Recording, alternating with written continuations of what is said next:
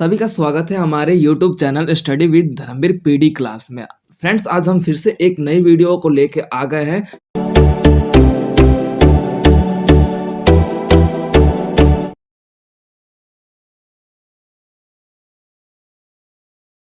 ये आपका second year का कोड है BHIC 134, जो एग्जाम के लिए हम आज मोस्ट इंपॉर्टेंट क्वेश्चंस के ऊपर डिस्कशन करने वाले हैं और आपके एग्जाम का वैल्यूएबल क्वेश्चंस को हमने सेलेक्ट करके लेके आए हैं ताकि आप उन्हीं क्वेश्चंस को अच्छे तरीके से प्रिपेयर कर लेते हैं। इन क्वेश्चंस को तो आपके बेस्ट मार्क्स आ जाएंगे।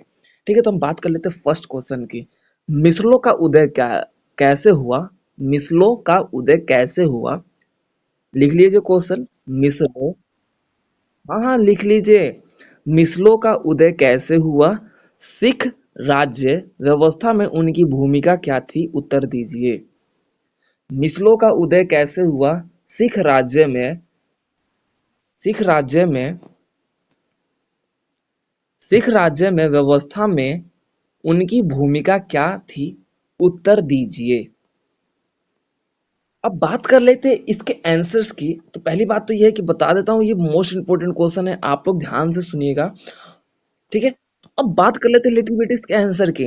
गुरु गोविंद की मृत्यु के बाद गुरु गोविंद के मृत्यु के बाद गुरुओं के जो परंपरा का अंत हो गया। ठीक है, अब यहाँ से स्टार्टिंग होता है, इतिहास है ना, तो इतिहास से थोड़ा बहुत रिलेट करते हुए लिखना है। ठीक है, गुरु गोविंद की मृत्यु के बाद यहाँ पे क्या है कि गुरुओं की जो परंपरा है ना, अंत हो गई थी। ठीक है, सिख धर्म का नेतृत्व जो आपका विश्वसनीय शिष्य बंदा बैरागी के हाथों में चला गया। क्या नाम था? विश्व विश्वसनीय शिष्य बंदा बैरागी के हाथों में चला गया, जो आपका देखा जाता है कि एक लोकप्रिय बंदा बहादुर के नाम से ये अपने आप को फेमस किया। ठीक है, बंदा बैरागी नाम था इसका, लेकिन ये बाद में लोकप्रिय हुआ। लोकप्रिय यानी कि लोगों के बीच उभर कर ये कौन से नाम से जाना गया? बंदा बहादुर के नाम से जाना गया। बंदा बहादुर मुगल के विरुद्ध जो है 8 वर्षों तक युद्ध के रूप में रणनीति अपनाता रहा। युद्ध के रूप में रणनीति अपनाता रहा। 1715 में उसको गिरफ्तार कर लिया गया और उसको फांसी दे दी गई। किसको? बंदा बहादुर को 1750 में इसको फांसी दे दी गई। बंदा की फांसी के बाद लगभग 10 वर्ष तक मुगलों का आधिकारिक जो है वो सिखों का विद्रोहियों पर नियंत्रण रहा। यानी कि सिख के जो विद्रोही है उस पर नियंत्रण किसका रहा? मुगलों का रहा। ठीक है, परंतु यहाँ पे जो स्थिति पैदा हुई, सिखों ने स्वयं को पंजाब में सबसे शक्तिशाली राजनीतिक व्यवस्था के रूप में अपनी ताकत को बढ़ाया। ठीक है, जो आप देखते हो कि जो हमारे पंजाब शहर में सिख पाए जाते हैं वो उसी समय से हमारा देखा जाता है। 18वीं सदी के प्रारंभ में मुगल साम्राज्य का प्रभुत्व पकड़ा। कौन पकड़े? सिख समुदाय पकड़े थे। ठीक है, अब उसके बाद नादिर शाह और अहमद शाह और अब्दाली के आक्रमण के बाद, मराठों के आक्रमण के बाद और प्रतापीय प्रशासन के आक्रमण के बाद यहाँ पर जो मिसलों की स्थिति है यहाँ पर उदय होने लगा। अब क्या है, सिख समुदाय पर किसका आक्रमण हुआ? नादिर शाह का और अहमद शाह अब्दाली का आक्रमण हुआ, मराठों का आक्रमण हुआ। उसके बाद आपका देखा गया कि मिसलों का यहाँ पे उदय होने लगा। ठीक है, उसके तत्पश्चात क्या हुआ कि हमें ये देखने को मिलता है कि पंजाब में जो पंजाब में स्थिति रही है वो हमें देखने को मिलता है कि अगर बात कर लेते हैं पंजाब में 18वीं सदी के आसपास में जो आपकी स्थिति रही है वो महत्वपूर्ण रूप से देखी जाती है कि सिखों पर आक्रमणकारी व्यवस्था में रहा है। सिखों पर बड़े शक्तिशाली के ताकत के रूप में धीरे धीरे ये आक्रमण की स्थिति भी रही, लेकिन सिख समुदाय जो था ना 18वीं शताब्दी या फिर सदी में अपने आप को एक शक्तिशाली व्यवस्था के रूप में अपनी ताकत को बढ़ा रहे थे। ठीक है, उसके तत्पश्चात क्या हुआ कि जब हम बात कर लेते हैं यहाँ पे जो आपके मृत्यु घटी व्यवस्था जो कि आधिकारिक पते पर रूप में देखा गया। यानी कि जो सिख पर जो आक्रमण हुए थे, किसके हुए थे आक्रमण? जो आपके देखे जाते हैं कि यहाँ पे नादिर शाह और अहमद शाह अब्दाली के आक्रमण और मराठों के आक्रमण के होने के बाद तो जो सिख समुदाय था वो अपने शक्तियों को आगे बढ़ाना चाहता था और अपने शक्तियों को आगे बढ़ाने में तत्पर भी रहा और बढ़ा भी रहा था।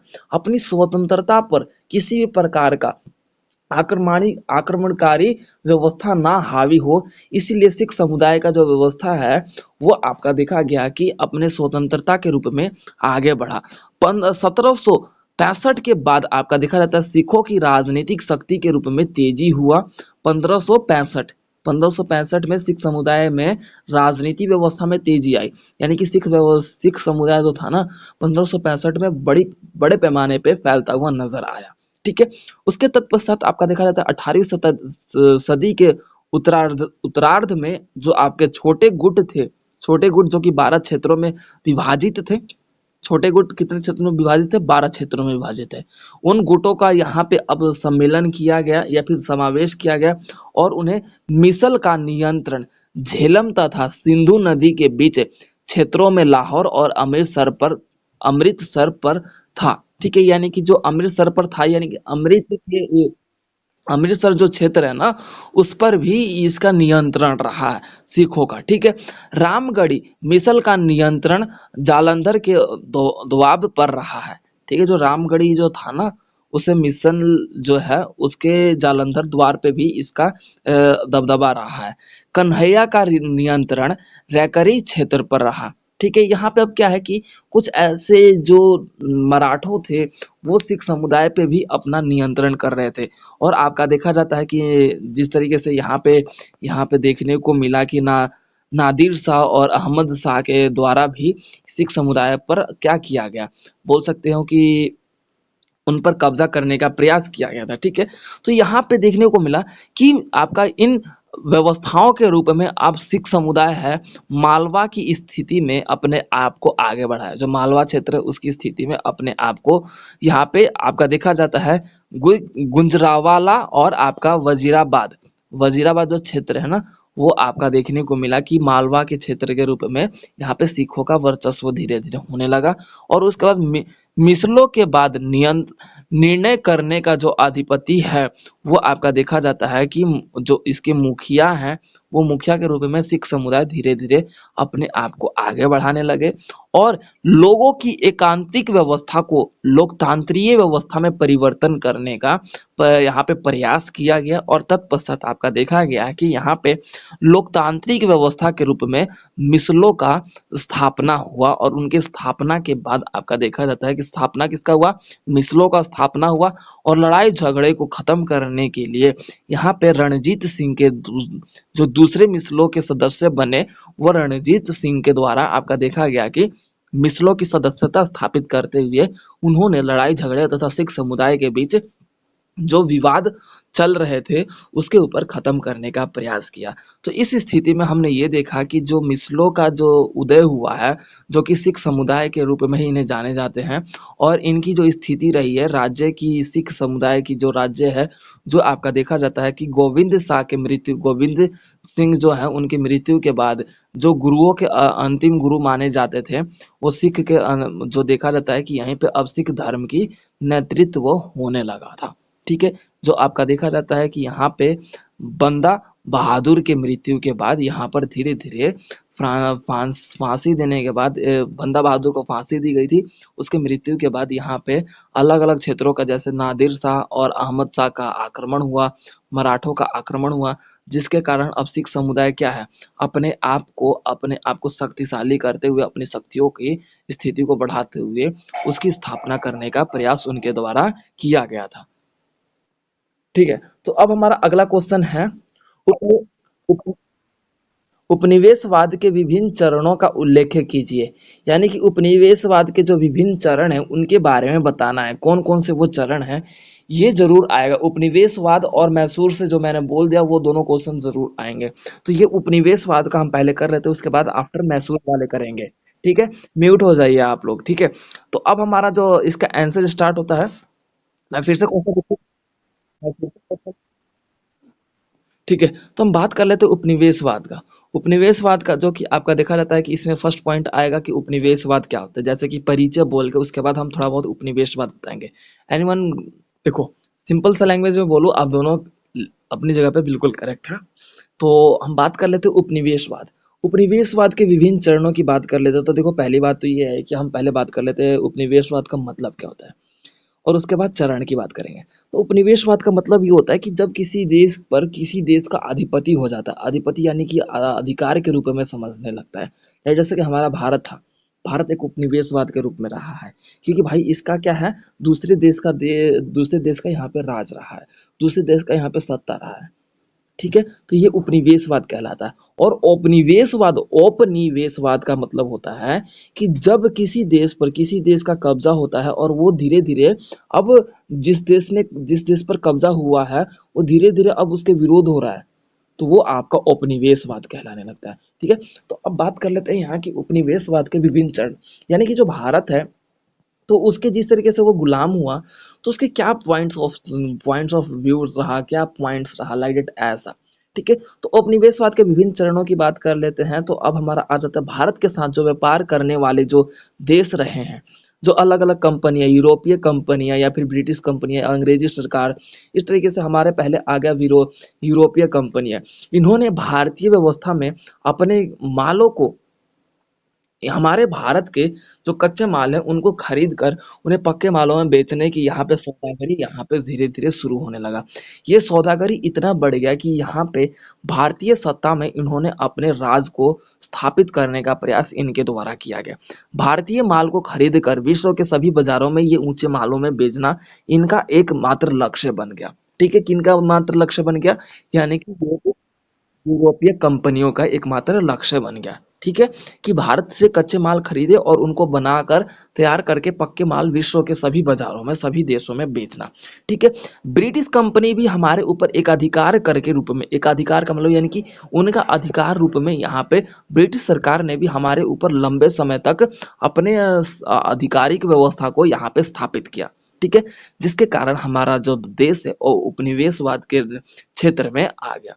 ठीक है, तो ये था आपका, देखा जाता है कि एक व्यापारिक रूप में, ये सब हेडिंग क्या बन जाएगा, व्यापारिक रूप में। क्लियर है नया। अब उसके बाद हम बात कर लेते हैं, अब उसके बाद हमारा नेक्स्ट पॉइंट आ जाएगा कि ईस्ट इंडिया कंपनी जो था, वो आपका देखा गया कि यूरोपीय प्रतिबंधों पर भारतीय शासन के विरुद्ध था। ठीक है, यानी कि जो ईस्ट इंडिया कंपनी था ना, वो यूरोपीय पे प्रतिबंध लगा रहा था, भारतीय शासन उसके विरुद्ध था। जिसके कारण क्या है कि जो ईस्ट इंडिया कंपनी है भारत से नाराज हो गया। ठीक है, अब भारत से नाराज होने के कारण क्या है, भारत पर अपने रुतबा दिखाने लगा। ठीक है, तो यहाँ पे क्या हुआ कि जो भारत की स्थिति रही है, क्या है कि वो यूरोपीय कंपनी में, जिस तरीके ईस्ट इंडिया कंपनी ने अपने आधिकारिक व्यवस्था के रूप में भारत पर अपना धीरे धीरे दबदबा स्थापित करने लगा, और भारतीय माल को खरीदते हुए भारतीय धन की आवश्यकता पड़ने के कारण 19वीं शताब्दी के रूप में ब्रिटिश औद्योगिक व्यवस्था में भारत बुरी तरह से, मतलब बोल सकते हो कि मात खाया। क्यों, क्योंकि यहाँ पे क्या हुआ कि अब यहाँ पे ब्रिटिश व्यवस्था की कंपनी का शासन था। ठीक है, तो इनके द्वारा क्या हुआ कि इनकी जो मतलब मालों को तैयार किया जा रहा था, तो उन मालों को बखूबी रूप में इस तरीके से तैयार किया जा रहा था जिसके तहत हमारे भारत की आपूर्ति ना की जा सके, यानी कि उसे पूरा ना किया जा सके। तो इसीलिए अब क्या है भाई, इसे कच्चे माल देना जरूरी था। भारत क्या है, अब यहाँ पे कच्चे मालों की पूर्ति कर रहा था, तो जिस कारण से फिर भी भारत झुक गया। अब ईस्ट इंडिया कंपनी यहाँ पे फिर से अपने वर्चस्व के रूप में अपने आप को आगे बढ़ा पाई। ठीक है, और भारतीय व्यापार में जो है वो भारत घिर चुका। ठीक है, तो ये था आपका पहला चरण जिसमें हमने ये देखा। अब बात कर लेते हैं उपनिवेशवाद का द्वितीय चरण में। आपका देखा जाता है कि इसमें क्या हुआ कि ब्रिटिश शासन व्यवस्था हमारे शोषण कर रहा था, यानी कि हमारे ऊपर शोषण कर रहा था, हमारे ऊपर अत्याचार कर रहा था। और अत्याचार वो किस रूप में कर रहा था, जैसे कि हमारे व्यापारिक व्यवस्था के रूप में हमारे ऊपर शासन करके, हमारे हमारे ऊपर, हमारे व्यापारों के ऊपर कर लगा के, हमारे व्यापारों के ऊपर टैक्सेस और तथा हमारे प्रशासन व्यवस्था को अपने अंदर, मतलब अपने अंडर लेके ईस्ट इंडिया कंपनी जो कि हमारे ऊपर शासन एक अपना अधिकार जमाकर हमारे प्रशासन व्यवस्था को खत्म करके अपनी शासन व्यवस्था के ऊपर शोषण के रूप में हमें देखा जा रहा था। तो ये था आपका द्वितीय चरण, जिसमें हमने ये देखा कि यहाँ पे जो ईस्ट इंडिया कंपनी है, मुख्य रूप से अपना एकाधिकार समाप्त हमारा अधिकार समाप्त करके, भारत का जो अधिकार समाप्त करके, उसे अपने आधिकारिक व्यवस्था में लेकर हमारे शोषण व्यवस्था की स्थिति को देखने को मिलता है। क्लियर हो गया? तो अब उसके बाद हमारा उपनिवेशवाद का जो तृतीय चरण है, यानी कि तीसरा चरण है, जिसमें हमने यूरोप के अनेक देशों के, जैसे जर्मनी हो गया तथा अमेरिका हो गया, जापान हो गया, और औद्योगिकरण की व्यवस्था में हम इनके साथ धीरे धीरे अब बढ़ने लगे। जिसके कारण क्या है, अगर बढ़ने का जरिया कौन था, आपका बोल सकते हो कि यूरोपीय था, यूरोप देश था। ठीक है। अब यूरोपीय देश हमारे ऊपर मतलब अंग्रेजी व्यवस्था के ऊपर, या फिर बोल सकते हो व्यापारिक रूप में हमारे ऊपर शासन कर रहा था। जिसके कारण हमारी यूरोपीय व्यवस्था का जो आधिकारिक व्यवस्था है, चाहे हमारे रासायनिक, चाहे हमारे उद्योग धंधे, चाहे हमारे आंतरिक, हमारे चाहे दहन व्यवस्था, चाहे हमारे इंजन, इंजन जिसे जानते हो किसे बोलते हैं, ट्रेन के जो डब्बे, जो मतलब बोल सकते हो कि ट्रेन की जो पहला डब्बा होता है, जो पूरा ट्रेन उस उसके ऊपर डेडिकेट होता है, वही उसका लोड सारा ट्रेन, सारे ट्रेन के डब्बे को खींचता है, वो इंजन के रूप में जाना जाता है। ठीक है। तो ये सारे इंजन जो है पहले आधुनिक रूप में इन क्षेत्रों के रूप में हमारा ज़्यादा विकसित किया गया। ठीक है। तो ये हमारी व्यवस्थाओं को महत्वपूर्ण रूप से देखने को मिला। एक बात बता दूं, अंग्रेजों ने देखो हमारे ऊपर शासन किया, लेकिन हमारा अंग्रेजों के द्वारा जो कार्य किए गए ना, वो आज भी हमारे भारतीय लोगों से लाख गुना बेहतर है। आज भी अंग्रेजों द्वारा बनाए गए पुल जो है, पुल अनेक प्रकार के, ब्रिज है, पुल है, हाईवे है, लाइट, आज भी टूटते नहीं है। आज भी धड़ाधड़ उस पर ट्रेन, गाड़ियां गुजरती रहती है। हावड़ा ब्रिज तो सुना होगा ना, हावड़ा ब्रिज सुना है? इस स्थिति में हम ये कह सकते हैं कि अंग्रेजों ने बेशक हमारे ऊपर शासन किया या फिर राज किया, हमारे ऊपर उन्होंने लूटा, लेकिन कहने का मतलब ये है कि उनका जो लूटना एक दिखावा नहीं था। लेकिन आज हमारी शासन व्यवस्था में है जो वो दिखावटी व्यवस्था है। ठीक है। तो ये हमारा तृतीय चरण था, जिसके अंतर्गत हमारे उद्योग धंधे जो हमारे ऊपर आए, रासायनिक व्यवस्था आया, हमारे बोल सकते हो इंजन आ गया, पेट्रोलियम आया, ईंधन आया, जिसके कारण क्या है कि भारत है उपनिवेशवाद की श्रेणी में अपने आप को जाने से रोक नहीं पाया। ठीक है। तो ये आपका पहला क्वेश्चन जो कि कंप्लीट होता है। राम मनोहर राय के विचारों पर चर्चा कीजिए। ये क्वेश्चन ऐसे भी पूछ देगा कि राम मनोहर राय के जो समाज सुधार स्थिति है वो क्या है, चर्चा कीजिए। या फिर राम मनोहर राय का समाज सुधार में क्या भूमिका है, चर्चा कीजिए। बहुत से तरीके। ठीक है। राम मनोहर राय के विचार जो है, आपको भी पता है कि देखा जाए तो राम मनोहर राय एक हमारे जो बोल सकते हो कि समाज सुधारक, हमारे भारतीय समाज सुधारक में से एक जो दिग्ध नागरिक के रूप में जाने गए, या विद्वान के रूप में भी बोल सकते हैं, क्योंकि ये बहुत बड़े बड़े पैमाने पे हमारे भारतीय समाज के सुधारक के रूप में जाने जाते हैं। जिनकी अगर बात कर लेते हैं तो इन्हें आधुनिक भारत का जनक भी कहा जाता है। आधुनिक भारत का जनक इसलिए कहा जाता है क्योंकि इनके द्वारा ही जो भारत में जो आधुनिकरण लाया गया था, जिसमें पहले आपके देखा जाता है कि आधुनिकरण किस रूप में, जो लोगों के रूप में जो छोटी सोच थी, उन छोटी सोच को इन्होंने खत्म करने और समाज में एक नई दिशा, एक नई सोच व्यवस्था को जागृत करने का जो व्यवस्था है, इनके द्वारा प्रयत्न रूप में यहाँ पे इनके द्वारा किया गया था। ठीक है। तो इसीलिए इन्हें आधुनिक भारत का जनक कहा जाता है, राम मनोहर राय को। ये बहुत बार क्वेश्चन में आपको एक मतलब बोल सकते हो कि गवर्नमेंट एग्जाम में पूछा जाता है क्वेश्चन कि आधुनिक भारत का जनक किसे कहा जाता है, तो ऑप्शन में राम मनोहर राय आता है। ठीक है। तो ये देखने को मिलता है कि राम मनोहर राय हमारे भारतीय राष्ट्रीय व्यवस्था में जो पुनर्रचना करने के रूप में जाने जाते हैं। पुनर्रचना करने का मतलब ये है कि जो भारत में जो पहले स्थितियां थी, उन स्थितियों के परे देखा जाता है कि राम मनोहर राय ने अपने आप को बखूबी आगे बढ़ाया है। जो हमारे भारतीय समाज में जो अलग अलग जो प्रथाएं थी, अलग अलग जो क्रूर प्रथाएं थी, उनके रूप में देखा गया कि राम मनोहर राय ने बखूबी रूप में उनका विरोध करते हुए हमारे भारतीय जो स्त्रियां थी, जो हमारे दिव्यांग नागरिक थे, या फिर बोल सकते हो कि जो छोटे जात के नागरिक थे, उन्होंने उनके अधिकारों के लिए आलोचनात्मक व्यवस्था के रूप में समाज सुधार व्यवस्था को आगे बढ़ाया था।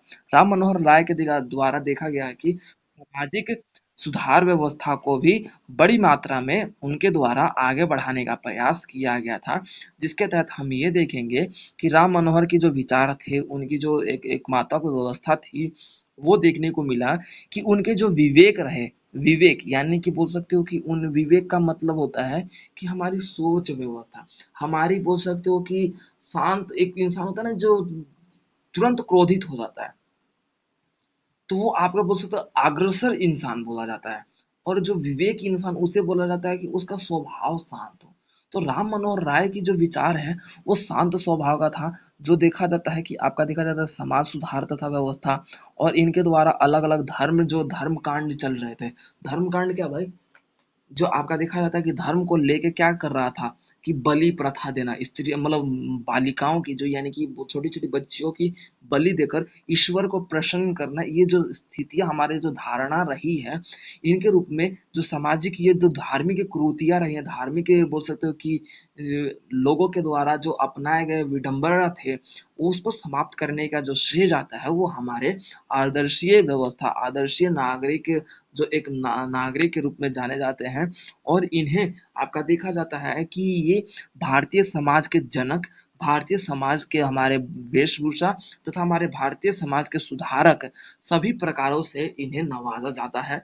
जिसके अंतर्गत हम ये देखते हैं कि राम मनोहर राय, जो आपका देखा जाता है कि आंदोलन के प्रेरणादायक व्यवस्था में रूप में देखा जाता है। राम मनोहर राय जो बंगाल में नव जागरण युग के पितामह भी कहा जाता है। बंगाल में जो नव जागरण युग की शुरुआत हुई है ना, तो उनको पितामह के संबोधित किया जाता है। ठीक है, जिसके तहत हम देखेंगे कि 1828 में 1828 में एक घटना घटित होता है, जिसमें ब्राह्मण ब्राह्मण समाज की जो स्थापना जो देखा गया, जिसका मुख्य उद्देश्य था हिंदू समाज के व्याप्त बुराइयों को खत्म करना, और जाति प्रथा और जाति विवाद को खत्म करते हुए अपने आप को एकता के रूप में सम्मिलित करना, इनका एकमात्र उद्देश्य था। और वो क्या था, ब्रह्मा समाज यानी कि एक ऐसा समाज जो आपका देखा जाता है कि समाज के सभी जाति धर्म के ऊपर हो, सभी जाति धर्म के ऊपर हो। इट मीन्स कि यानी कि कोई भी जाति पात उसका मतलब बोल सकते हो कि उस पर कोई राज ना कर रहा हो, कोई धर्म उस पर सर्वोपरि ना हो। तो इसीलिए 1828 में राम मनोहर राय के द्वारा ब्रह्मा समाज की स्थिति को लागू किया गया। और यहाँ पर जो समाज का जो उद्देश्य रहा है, महत्वपूर्ण रूप से हमें ये देखने को मिला है कि इनका जो उद्देश्य रहा है, वो आपका देखा जाए कि तर्क तर्कवादी रहा है। तर्कवादी यानी कि जब हम अपने अधिकारों के रूप में हम सभी लोगों के साथ तर्क संगत विचार प्रकट करते हुए अपनी धारणा को व्यवस्थित तरीके से प्रयोग में ला सकते हैं। ठीक है, जिसके तहत आपका देखा गया कि अलग अलग जो जाति धर्म थे, अलग अलग जो प्रथाएं थी, उनको ज्यादा महत्वपूर्ण ना देकर सभी को, सभी शिष्य, सभी जो नागरिक है, सभी जो स्त्रियां हैं, उनको सभी तरीके से आधिकारिक रूप में उनको क्या है, बराबर अधिकारों से नवाजा जाए। इसलिए राम मनोहर राय के द्वारा ये हमारी प्रथाओं को महत्वपूर्ण रूप से विकसित करने का प्रयास उनके द्वारा किया गया था।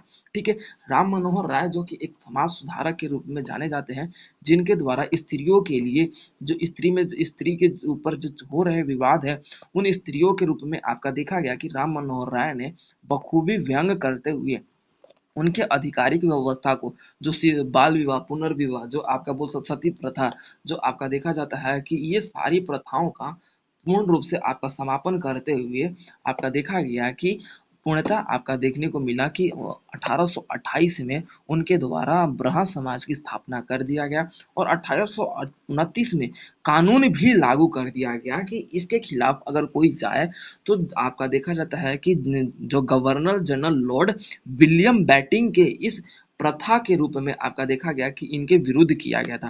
देखो, एक जनरल था जिसके द्वारा क्या है कि सती प्रथा का भी विरोध किया गया था। वो जनरल कौन था? General William batting. इसके द्वारा भी क्या है कि सती प्रथा को पूर्ण रूप से रोकने का प्रयास किया गया था।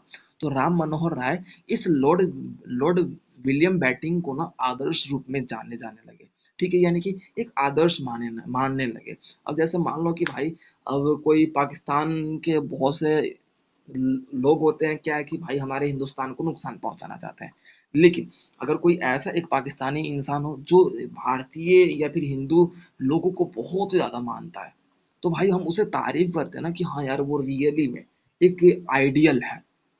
तो ठीक उसी प्रकार से जो जनरल लॉर्ड विलियम बेंटिंक था ना, वो सती प्रथा के विरुद्ध था। तो आपका देखा गया कि उसके द्वारा ही आपका देखने को मिला कि 1829 में कानून लागू कि अगर कोई भी सती प्रथा लागू करेगा तो उसके खिलाफ मुकदमा दायर किया जाएगा। ये विलियम बेंटिंक के द्वारा ही लागू किया गया था। और इसी व्यवस्था को ध्यान में रखते हुए राम मनोहर की जो विचार है महत्वपूर्ण रूप से और ताकतवर हुआ। उनकी जो धारणा थी, उनकी जो सोच व्यवस्था थी, वो और ज्यादा विकसित हुई। पहले वो अकेले समाज को सुधारने का प्रयास कर रहे थे, लेकिन अब क्या था, उनको एक अंग्रेजी शासन व्यवस्था का भी सहारा मिल गया था। ठीक है, बहुविवाह, पुनर्विवाह, महिलाओं की जो उत्पीड़न व्यवस्था, इन सभी तरीके से आपका देखा गया कि राम मनोहर राय ने खुद को भारतीय समाज के रूप में मुक्त करते हुए, ये हमारा क्वेश्चन है, बंगाल के नवाबों के अंग्रेजों के रिश्तों में तनाव क्यों उत्पन्न हुए, उत्तर दीजिए। यानी कि जो बंगाल के नवाब है और अंग्रेज थे, उनके रिश्तों में किस तरीके से तनाव उत्पन्न हुआ, क्यों तनाव उत्पन्न हुआ, उसके उत्तर देना है। तो आंसर की बात कर लेते हैं। 1556 में सिराजुद्दौला अलवर्दी खां के बाद बंगाल का नवाब बना था। अलवर्दी खां के बाद सिराजुद्दौला नवाब बना बंगाल का। सिराज, देखो यहाँ पे सिराज जो है वो सिराजुद्दौला को बोल रहा है। ठीक है, सिराज के उत्तराधिकारी के विरोध में जो उसकी चाची घसीटी बेगम थी, घसीटी बेगम जो थी, घसीटी बेगम, ठीक है, उसकी चाची थी, जो सिराज का था। यानी कि सिराजुद्दौला की चाची कौन थी, घसीटी बेगम, जो आपका देखा जाता है पूर्णिया के सूबेदार के रूप में चचेरे भाई के सौतेले जंग के रूप में यहाँ पे जंग लड़ा गया था। इनके इनके चचेरे भाई के रूप में यहाँ पे सौतन के रूप में ये जानी गई थी, जो कौन थी, घसीटी बेगम। इसका रिश्ता बहुत उटपटांग सा रहा है।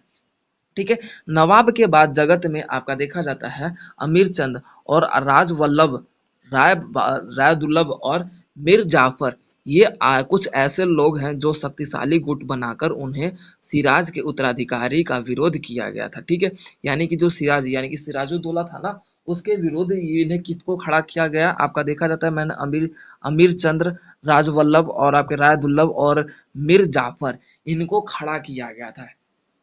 क्लियर है, किसके विरुद्ध, सिराजुद्दौला के बीच ये सामने इसके खड़ा किया गया था, ताकि सिराजुद्दौला को अब हरा के फिर हमारा नया उत्तराधिकारी के रूप में उससे स्थापना किया जाए। उसके बाद देखा गया कि यहाँ पे घटना घटित हुआ, असंतोषीय व्यवस्था के नवाब जो स्थित है, वो आपका देखा जाए। दूसरा गंभीर खतरा आया अंग्रेजी कंपनियों का। अंग्रेजी कंपनियों का बढ़ती व्यापारिक व्यवस्था गतिविधियां हैं, नवाब एवं कंपनियों के बीच व्यापारिक संबंधों का जो संघर्ष यहाँ पे धीरे धीरे शुरू होने लगा था। यानी कि नवाब क्या था, नवाब अपने सुरक्षा के लिए, सुरक्षा क्यों भाई, क्योंकि अमीर चंद और राजवल्लभ और राय दुर्लभ जो थे, ये आपका देखा जाता है कि नवाब को मतलब हराने के ऊपर थे। तो क्या है कि अंग्रेजी कंपनियां जो थी ना, अंग्रेजी कंपनियां इससे व्यापारिक संबंध बनाने में असमर्थ हो रही थी, या फिर ये असमर्थ हो रहा था। कौन हो रहा था, सिराजुद्दौला हो रहा था। और क्यों हो रहा था, क्यों, क्योंकि भाई उसके ऊपर आक्रमण की स्थिति पैदा हो रही थी, और आक्रमण करने की स्थिति में अब बताओ वो व्यापार करेगा, भाई अपनी सुरक्षा को पहले देगा ना प्रायोरिटी। तो जिसके कारण से क्या हुआ कि कंपनियों ने क्या किया कि यहाँ से थोड़ा इसके प्रति रुख क्या है, तनाव की स्थिति उत्पन्न हो गई।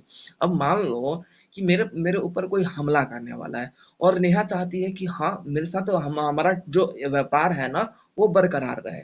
अगर मैं व्यापार नहीं कर रहा तो नेहा को थोड़ा पैसे का नुकसान हो रहा है, आर्थिक स्थिति डगमगा रही है, तो नेहा ऑब्वियस सी बात है गुस्सा करेगी। तो यही सिचुएशन उस टाइम उत्पन्न हुआ था। ठीक है, तो अब क्या हुआ कि जो आपका सिराजुद्दौला जो था ना, शासन काल के कुछ निश्चित कारणों के दौर है ना, उसके तनाव की स्थिति पैदा हो गई। तनाव उसके रूप में पैदा क्यों हुई कि एक तरफ उसके ऊपर खतरा था, दूसरी तरफ भाई वो व्यापार नहीं कर पा रहा था, जिसके कारण जो है अंग्रेजी कंपनियां हैं उसके विरोध हो रही थी। ठीक है। अब ये जो नवाब की आज्ञा के बिना अंग्रेजी कंपनियों के द्वारा कलकत्ता के किलेबंदी कर दिया गया। अब क्या है, नवाब ने आज्ञा नहीं दिया था, और नवाब कौन था भाई, सिराजुद्दौला था। सिराजुद्दौला था नवाब, ठीक है। अब उसके मतलब परमिशन के बिना ही उसने क्या किया, अंग्रेजी कंपनियों ने क्या किया, कोलकाता के किलों का किलेबंदी कर दी। किलेबंदी करने का मतलब है किले को घेर लिया गया, ठीक है। तो अब कंपनी जो दिए गए अधिकारी की व्यवस्था है उसको खत्म करते हुए व्यक्तिगत व्यापार को धीरे धीरे यहाँ पर शुरू कर दिया। यानी कि कंपनी क्या है कि व्यक्तिगत व्यवस्था के रूप में यहाँ पे व्यापार करना शुरू कर दिया। ये व्यक्तियों से अब व्यापार करके अपनी आर्थिक को बरकरार करना चाहते थे, क्योंकि देखो उनके साथ क्या था कि व्यापार करना ही उनको जरूरी था, तभी उनकी जो है मतलब बोल सकते हो कि सोर्स आगे बढ़ सकती है। अब उस स्थिति में क्या था कि ये व्यापार को रोकना नहीं चाहते थे, जिसके कारण क्या हुआ कि उसने क्या किया, पहले तो किलेबंदी की, उसके तत्पश्चात आपका क्या किया गया, उसके द्वारा व्यक्तिगत व्यापार को शुरू कर दिया गया अंग्रेजी शासन व्यवस्था के द्वारा, ठीक है। और ये बात अब उसके खला के गई, कौन, जिराजु सिराजुद्दीन दौला था ना, वो कंपनियों के विरुद्ध होने लगा, ठीक है।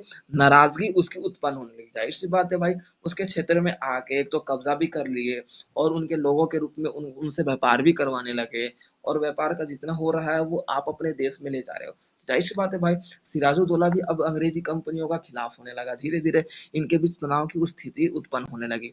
अब उसके बाद क्या हुआ कि धीरे धीरे इनके आधिकारिक व्यवस्था के रूप में क्या हुआ कि ये चिंतन जो है वो धीरे धीरे और ज्यादा उत्पन्न होने लगा। और आपका देखा जाता था कि सिराजुद्दौला जो था, सिराजुद्दौला जो उसकी चिंतन की स्थिति यानी कि चिंतित व्यवस्था को और ज्यादा बोल सकते हो कि जब तब मिला जब आपका देखा जाता है कि बंगाल में फ्रांसीसियों के साथ मतभेद हो गया, फ्रांसीसियों के साथ मतभेद हो गया। और आपका देखा जाता है कि कंपनियों का जो आधिकारिक कटौती है वो देखने को मिलता है कि कंपनियों की जो आधिकारिक कटौती है कि उसमें आपका देखा जाता है कि सिराजुद्दौला के रूप में ही आपका देखने को मिलता है कि उसको शासन व्यवस्था के रूप में कर्जे के रूप में चुकाने का प्रयास मतलब अंग्रेजों ने ऐलान कर दिया। अब आपका देखा जाता है कि प्रथम विश्व युद्ध में कैसे कि जर्मनी पर सारे मतलब युद्ध की मतलब जितने भी नुकसान है उस पर थोप दिया गया, ठीक उसी प्रकार से सिराजुद्दौला के ऊपर ये थोप दिया गया। अब उसके बाद आपका देखा जाए कि मद्रास की शक्तियों में अंग्रेजी शासन व्यवस्था धीरे धीरे विकसित होने लगी, यानी कि जो मद्रास क्षेत्र है उसके ऊपर अंग्रेजी शासन व्यवस्था की शक्तियां धीरे धीरे विकसित होने लगी। और कलकत्ता जिस तरीके से किलेबंदी किया गया था कलकत्ता के क्षेत्र में, वो आपका देखा जाता है कि सिराजुद्दौला उसके विरुद्ध होने लगा, अंग्रेजी सरकार की सहायता के लिए वो और ज्यादा अब क्या है उसके विरुद्ध होने लगा। धीरे धीरे अब क्या है कि यहाँ पर अपने आप को जैसे तैसे करके अंग्रेजी शासन व्यवस्था के खिलाफ वो अपने आप को आगे बढ़ाने का प्रयास किया। लेकिन उसे ये बात भी भय में था, यानी भय क्यों था भाई कि उसके विरोधी कौन था, आपका ये जो चार जो थे ना, कौन कौन से थे, आपको मैं फिर से नाम बता दे रहा हूँ, राजवल्लभ और आपके राय दुर्लभ और मीर जाफर और अमीर चंद, ये जो चार जो थे ना इनके खिलाफ था, ठीक है। सिराजुद्दौला के विरुद्ध थे ये चारों जने। तो इस व्यवस्था के रूप में आपका देखा गया कि अंग्रेजी शासन व्यवस्था का इसने फिर सहारा लिया और जैसे तैसे करके अपने रिश्ते को मतलब और ज्यादा बढ़ाने का प्रयास किया गया। तो ये आपका पूरा आंसर है। तो अब हमारा अगला क्वेश्चन है जो इम्पोर्टेंट, बहुत ज्यादा इम्पोर्टेंट है, और रियल बता रहा हूँ यहीं से हमारा बोल सकते हो भारतीय इतिहास का एक नया रुख परिवर्तन होता है, एक नया रुख का जन्म होता है। रुख का मतलब यानी कि स्वरूप का जन्म होता है। 1857 के विद्रोह की प्रमुख घटनाएं पर चर्चा कीजिए, या फिर 1857 के प्रमुख घटनाओं की व्याख्या कीजिए। ये क्वेश्चन दो तरीके से पूछ सकता है, या फिर इस तरीके से घुमा फिरा के पूछ सकता है, ठीक है। तो विद्रोह की प्रमुख घटनाएं यानी कि बोल सकते हो कि घटनाएं क्या थी, कब विद्रोह हुआ था, 1857।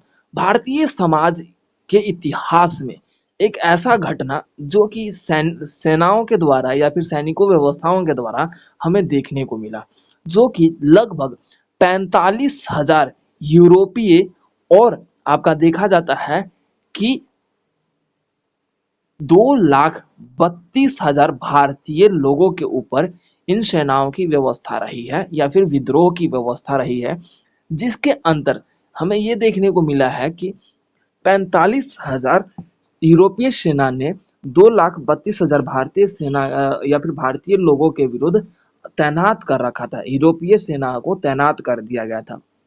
ठीक है, इन लोगों के विरुद्ध। भारत और कलकत्ता के बीच मात्र 5 यूरोपीय रेजिमेंट थे। रेजिमेंट का मतलब होता है कि कैबिन, यानी कि बोल सकते हो कि सेनाओं के जो कैबिन रहने के मतलब बोल सकते हो बड़े कैबिन होते हैं ना, वो रेजिमेंट कहलाते हैं। ठीक है, मेरठ के विद्रोही सेना में आपका 11 मई जो दिल्ली पहुंची और मुगल बादशाह बहादुर शाह द्वितीय को भारत सम्राट घोषित कर दिया गया। विद्रोह के नेतृत्व में संभालने को कहा गया, यानी कि बहादुर शाह द्वितीय को भारत का सम्राट घोषित करने के बाद विद्रोह का जो नेतृत्व है इनके द्वारा संभाला जाए, ये घोषणा किया गया। जून के प्रथम सप्ताह में विद्रोह का आग पूरे उत्तर भारत में छा गया।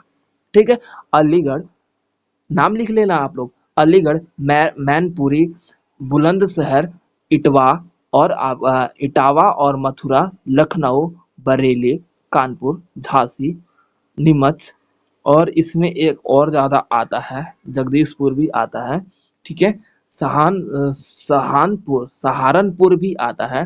ठीक है, और बात कर लो तो में इन विरोध के जो क्षेत्र जो रहे हैं, जो इनके सहारनपुर से और ज्यादा क्षेत्र रहे हैं, मध्य जून में, यानी कि जून के मिडल टर्म में, सितंबर 1857 में बीच के रूप में देखा गया कि बिहार के क्षेत्र में भी ये फैल गया था, जो नर्मदा के उत्तरी भाग में तक ही रही। नर्मदा नदी है ना, उसके उत्तरी भाग में ही ये रहा है। और जो बिहार जो क्षेत्र है वो जगदीशपुर में आता है, तो वही मैं कह रहा था, जगदीशपुर में भी ये क्षेत्र फैला हुआ था। ठीक है, सेना का विद्रोह, अब उसके बाद सब हेडिंग आ गया सेना का विद्रोह।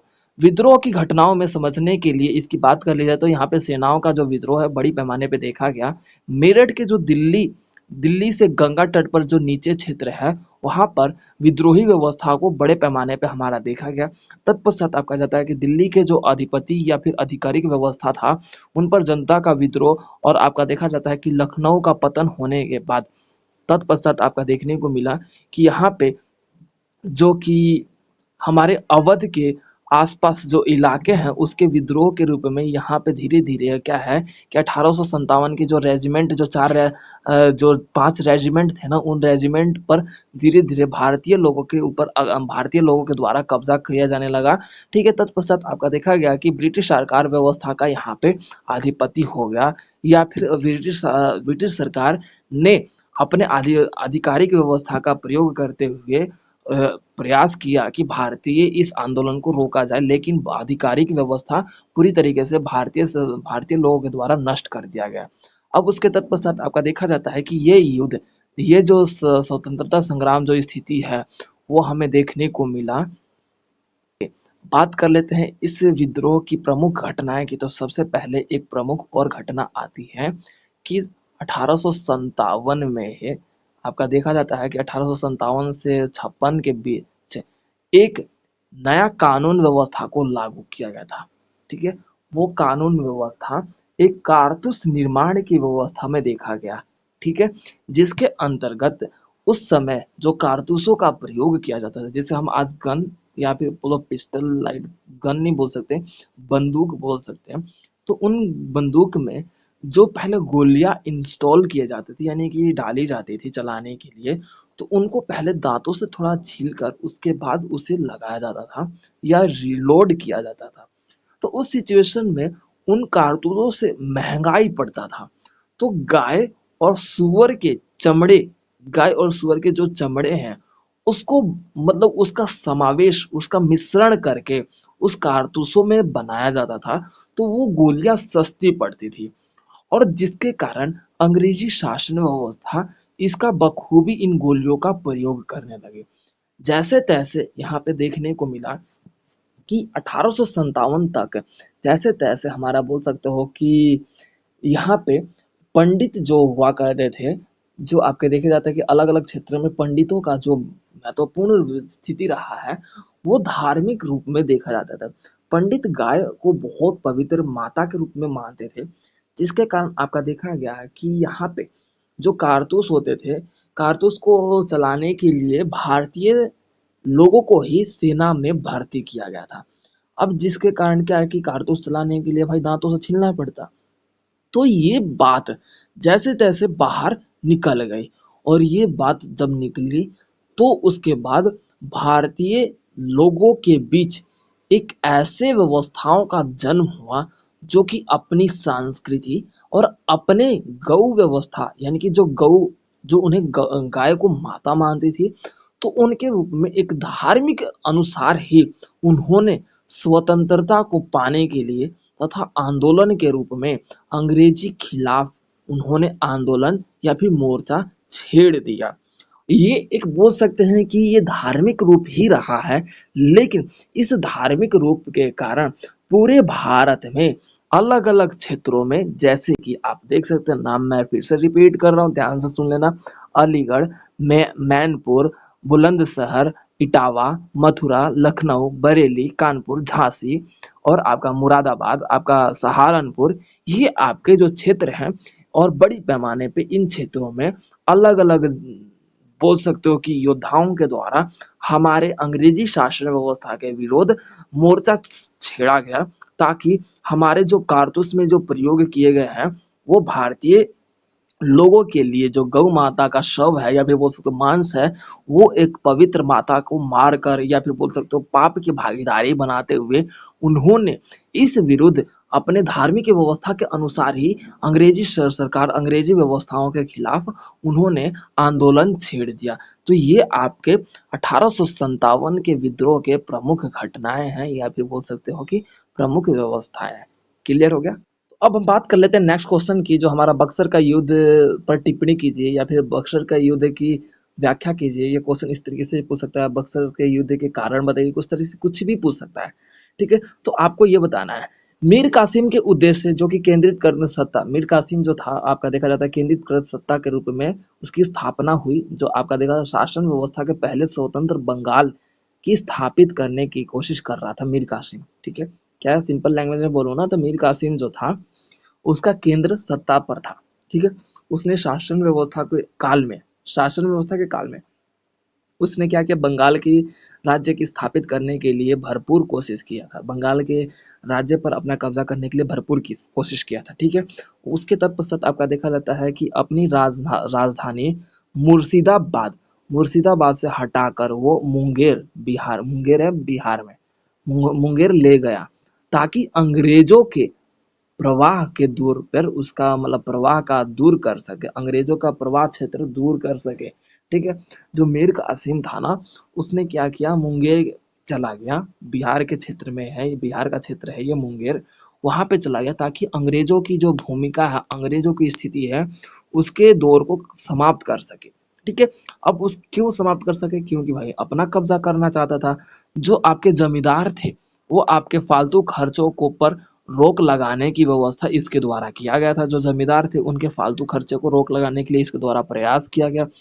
नवाब के इन कार्यों को किसी को यह शक नहीं हुआ कि नवाब एक स्वतंत्र स्वायत्त शक्ति के रूप में अपने आप को बढ़ाना चाहता है। यानी कि ये जो नवाब जमींदारों की फजूल खर्चे थे ना, उस पर रोक लगा रहा था।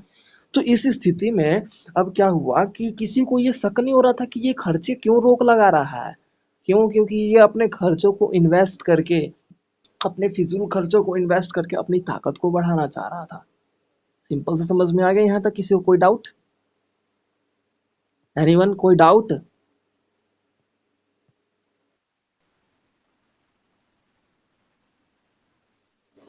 अच्छा, किसी को कोई डाउट है? ठीक है, तो अब हम बात कर लेते हैं आगे। तो इसी स्थिति में आपका देखा जाता है ईस्ट इंडिया कंपनी ने अपने सोचा और मीर कासिम के अपने व्यक्तित्व व व्यवहार के रूप में आपका देखा जाता है कि जो राज्य का राजस्व है, राज्य का राजस्व का मतलब है कि राज्य का जो क्षेत्राधिकारी है उसकी नवाब के स्वायत्ता का हनन करने का प्रयास ना हो, इसलिए ईस्ट इंडिया कंपनी ने उसके बारे में सोचा था कि ईस्ट इंडिया कंपनी क्या सपोर्ट कर रहा था, किसको कर रहा था, आपका देखा जाता है मीर कासिम को कर रहा था।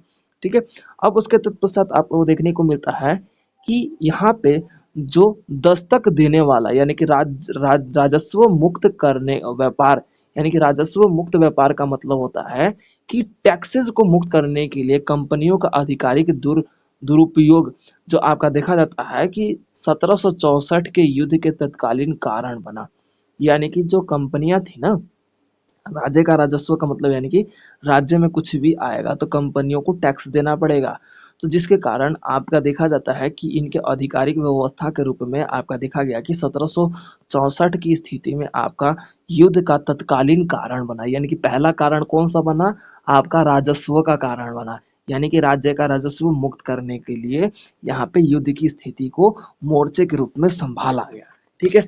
उसके तत्पश्चात अंग्रेजों और मीर कासिम जो था उनके बीच जो है वो देखने को मिला कि युद्ध छिड़ गया था, खुला युद्ध छिड़ गया। अब धीरे धीरे क्या हुआ कि अब ये क्या था, क्योंकि भाई इसे इसे भी टैक्सेस देना पड़ता था राज्य के राजस्व के रूप में, तो क्या है कि ये युद्ध छिड़ गया।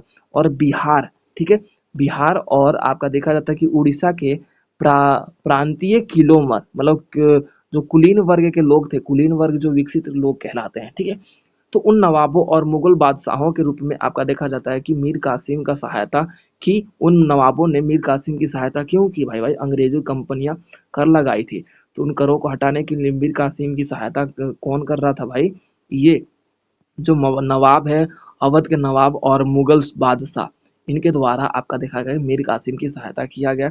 संयुक्त मोर्चे के रूप में अंग्रेजों के आगे बढ़ने को रोकने का प्रयास किया गया और बंगाल के नवाब स्वतंत्र शासन के अंत हो गया था। इस कारण रोकने के कारण बंगाल के जो नवाब थे ना, उनके स्वतंत्र शासन का अंत हो गया। मीर कासिम को फांसी दे दी गई, ठीक है, और मीर जाफर को पुनः अधिक कड़ी सत्ता को बैठा दिया गया, यानी कि मीर कासिम के बाद मीर जाफर को यहाँ पर सत्ता पर बैठा दिया। मीर जाफर जो है 5 लाख जो मासिक कंपनियों को भुगतान करने के साथ यह शर्त लगाई गई कि जो पदाधिकारी की नियुक्ति है वो आपका कंपनियां जो है 12 अगस्त 1765 इलाहाबाद की संधि के अंतर्गत ये जो प्रावधान है समाप्त कर दिया गया था।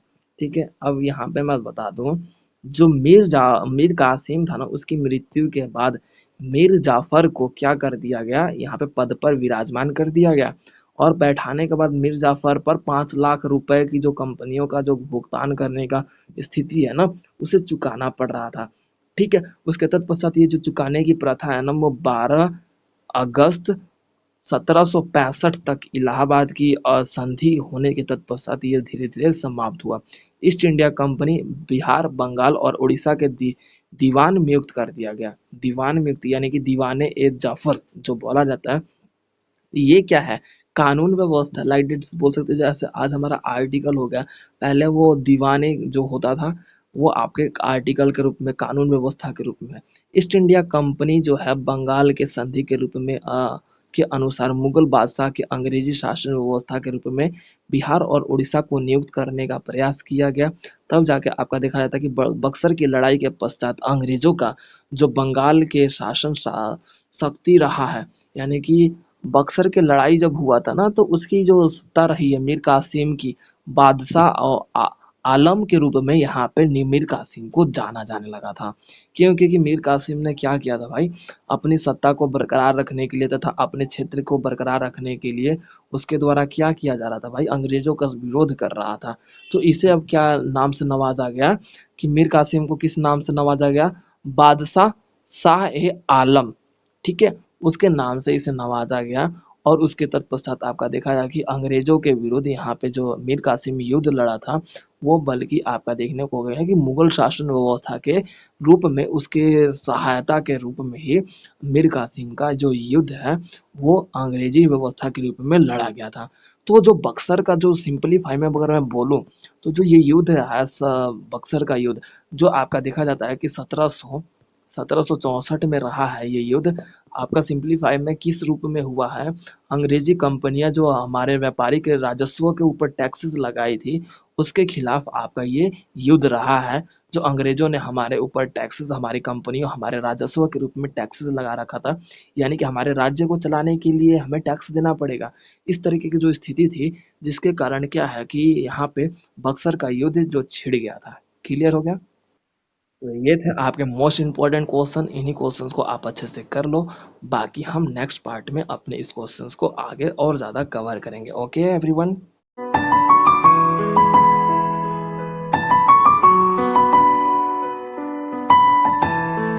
तो वीडियो को like, comment, share and subscribe करना ना भूलें।